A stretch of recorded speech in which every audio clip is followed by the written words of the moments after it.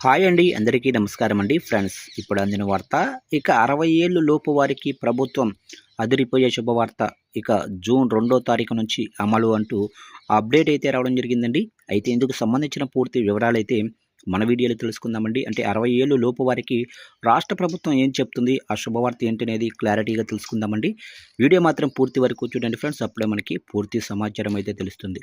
Late చేయకుండా టాపిక్లోకి వెళ్ళిపోదాము. ఇక ఇందిరమ్మ కుటుంబ జీవిత బీమా పేరిట ప్రభుత్వం కొత్త పథకాన్ని ప్రవేశపెట్టింది. రాష్ట్రంలోనే 1.15 కోట్ల కుటుంబాలకు వర్తించే ఈ పథకాన్ని రాష్ట్ర అవతరణ రోజైన జూన్ 2 నుంచి అమలు చేయాలని ప్రభుత్వం నిర్ణయించింది. ప్రస్తుతం రాష్ట్రంలో వివిధ వర్గాలకు వివిధ మొత్తాలతో ప్రభుత్వ పరంగా బీమా పథకాలు అమలవుతున్నాయి.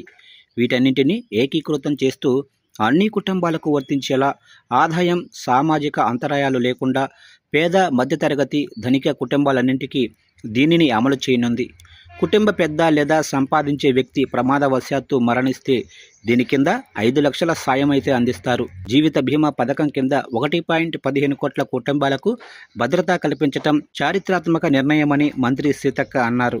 ఇక ఈ కొత్త పథకాన్ని ఏ శాఖ అమలు చేస్తుందన్న దానిపై స్పష్టత లేదు.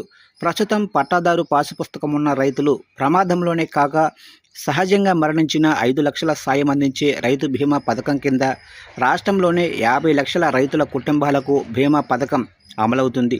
దీనికి ప్రభుత్వం ప్రీమియం చెల్లించి ఎల్ఐసి ద్వారా అమలు చేస్తుంది. రాష్ట్రంలోనే మహిళా స్వయం సహాయక సంఘాల సభ్యురాళ్లకు 10 లక్షల ప్రమాద బీమా పథకం, సహజ మరణం పొందిన వారికి 2 లక్షల రుణ బీమా పథకం అమలవుతుంది.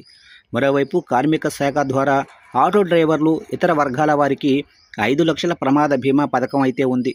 ఇక వడదెబ్బ, ఇతర కారణాలతో కుటుంబ పెద్ద మరణిస్తే 4 లక్షలు సాయం అందించే సామాజిక బీమా పథకాన్ని రెవెన్యూ శాఖ అమలు చేస్తుంది.